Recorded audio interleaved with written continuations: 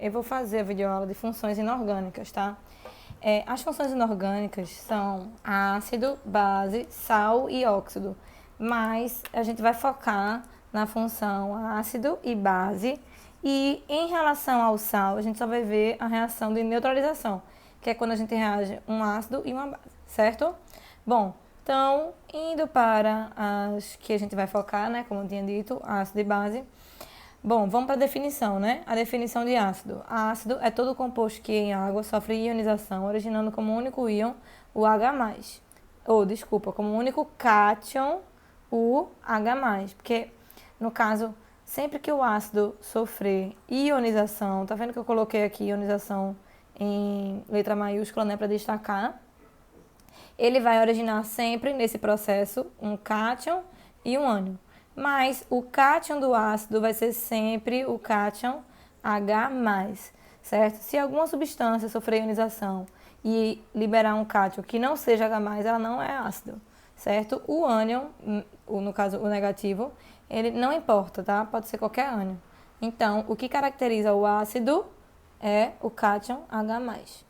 Já a base é todo composto que em água sofre dissociação, originando como único ânion o íon OH-, certo? Então veja logo aqui, né, a diferença, que o ácido sofre ionização e a base sofre dissociação. Por que isso acontece? Porque os ácidos são compostos covalentes, tá? E as bases são compostos iônicos, com exceção do hidróxido de amônio, né? Que eu falei em sala para vocês, tá certo? Então, exceto essa base aqui, todas as outras vão ser compostos iônicos. Logo, todas elas vão sofrer dissociação em água, enquanto que os ácidos vão sofrer ionização, tá? Agora, a gente vai falar um pouco melhor sobre cada um desses processos, tanto de ionização dos ácidos, quanto de dissociação das bases, tá? E depois a gente vai para a parte de classificação, tanto dos ácidos quanto da base. Mas vejam só, a gente vai falar agora sobre a classificação dos ácidos, tá?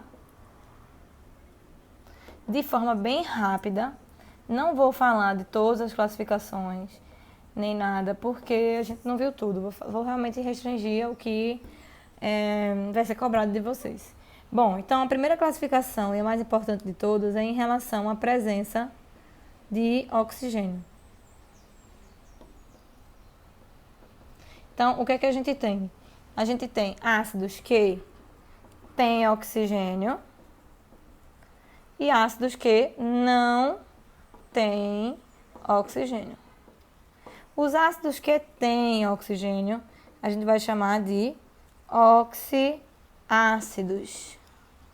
E os ácidos que não têm oxigênio, a gente vai chamar de hidrácidos, ok? Então, oxiácido, vou dar um exemplo aqui, o ácido sulfúrico, H2SO4. Então, a gente vê que ele tem oxigênio na fórmula. Já os hidrácidos não tem, então posso dar um exemplo aqui do HCN, certo? Você vê que é um ácido que não tem oxigênio, ok? A segunda classificação que a gente vai ver é em relação à força. Em relação à força, a gente vai dividir a regra para os hidrácidos, vou colocar do mesmo modo que eu tenho colocado. Os hidrácidos, a gente tem uma regra, e os oxiácidos, a gente tem outra regra, tá? Então, primeira regra dos hidrácidos. Os hidrácidos podem ser classificados como fortes, moderados ou fracos. Os hidrácidos fortes são HCl, HBr e HI. O hidrácido moderado único é o HF e todos os outros, no caso o resto, vão ser fracos, tá? No caso, aquele exemplo que eu acabei de dar do HCN, né, é um exemplo de hidrácido fraco, porque ele nem está aqui na lista dos fortes nem dos moderados. Então, ele é o resto, né? Então, ele é fraco. No caso dos oxiácidos, o que a gente vai fazer? A gente vai pegar a fórmula dele e vai subtrair o número de oxigênios da molécula menos o número de hidrogênios. Se esse resultado for maior ou igual a 2, esse ácido é forte. Se for igual a 1, esse ácido é moderado. Se for igual a zero, esse ácido ele vai ser fraco. Mas, como a gente está estudando química, e química é a rainha das exceções, a gente tem que lembrar do ácido carbônico, que é o H2CO3, que pela regra, né, se a gente subtrair aqui, ó, 3 menos 2, daria 1. Então, ele seria moderado, mas na verdade, ele é um ácido fraco. Ok? Bom, gente, a gente pode medir também a força de acordo com o grau de ionização, que a gente chama de alfa, certo? O grau de ionização, ele vai ser medido a partir da quantidade de moléculas que vão se ionizar em solução aquosa, tá? Então, o que acontece? Todos os ácidos se ionizam em água? Sim. Porém, não significa dizer que se eu colocar 100 moléculas de um ácido, HX qualquer, que as 100 vão se ionizar, tá? Então, o que acontece? Eu posso acontecer, por exemplo, um exemplo aqui qualquer. Pode acontecer de eu colocar aqui 100 moléculas de um ácido HX na água e das 100, 80 se ionizarem.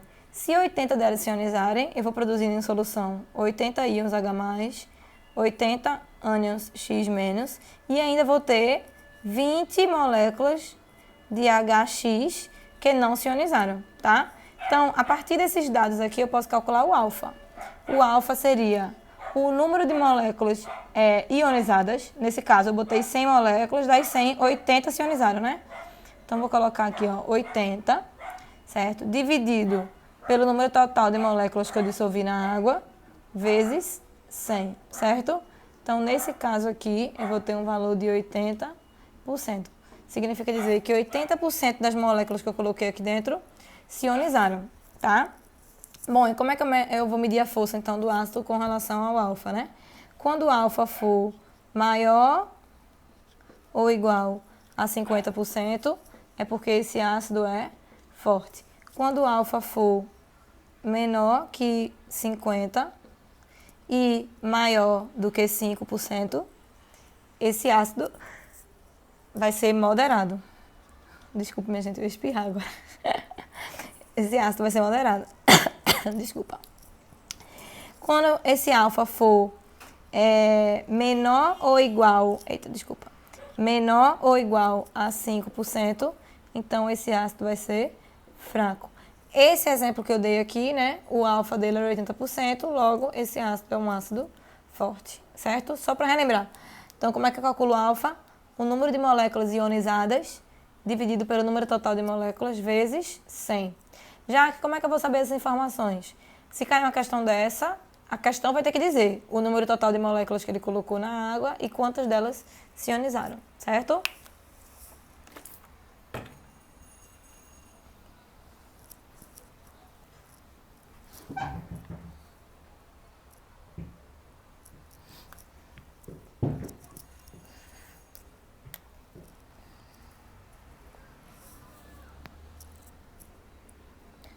Nossa,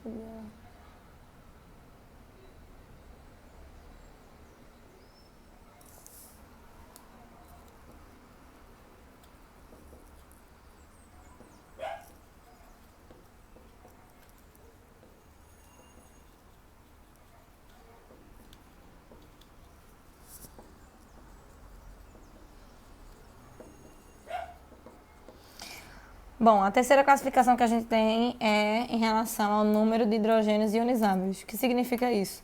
Significa isso aqui, ó. Por exemplo, o HCl em água, ele vai originar um H+ e Cl-, não é isso? Enquanto que, por exemplo, se eu tiver o H2S em água, ele vai originar 2H+ mais S menos 2. Então, eu classifico esse aqui primeiro como um monoácido e esse segundo como um diácido. Então, se eu tivesse 3H+, eu teria um triácido, certo? Como vocês podem ver, ó, aqui tem um hidrogênio, aqui tem um, aqui tem dois, aqui tem dois. No caso dos hidrácidos, todos os hidrogênios que tem na molécula vão se ionizar. No caso dos oxiácidos, nem sempre. Aí eu vou explicar a situação com os oxiácidos.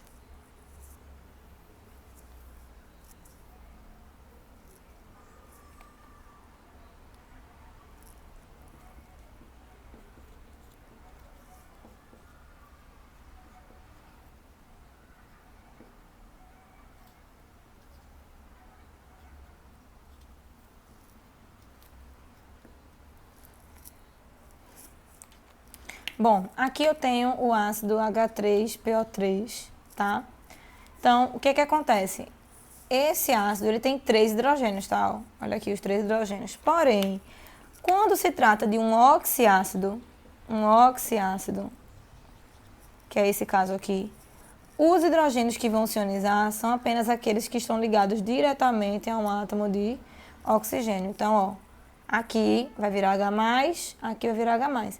E esse aqui vai acontecer o quê? Nada. Por quê? Porque esse está ligado diretamente ao fósforo e não ao oxigênio. Bom, gente, falar rapidão aqui da classificação das bases. A gente tem a classificação das bases também em relação à solubilidade, mas eu não vou colocar isso não, tá? Para não ficar muita coisa. Então, as bases a gente pode classificar como fortes ou fracas. As bases fortes são as bases ou hidróxidos, né? Da família 1A e 2A, com exceção do hidróxido de berílio e hidróxido de magnésio. E as bases fracas são todas as outras, né? Incluindo essas duas aqui, certo? E é isso, gente. Assim, em relação à classificação das bases, não vou cobrar muita coisa assim a mais do que isso. Só mais uma coisinha que eu queria falar é em relação ao pH, né? pH, ele é uma escala que vai medir a concentração de íons H+, tá? Essa escala é uma escala que vai de 0 a 14, certo? E o que a gente tem? Que quanto mais próximo de 0 for o pH, mais ácido é o meio. Quanto mais próximo de 14, mais básico ou alcalino é o meio. E o pH 7 é um pH neutro, ok? Então, só esse detalhe também que eu não posso deixar de falar.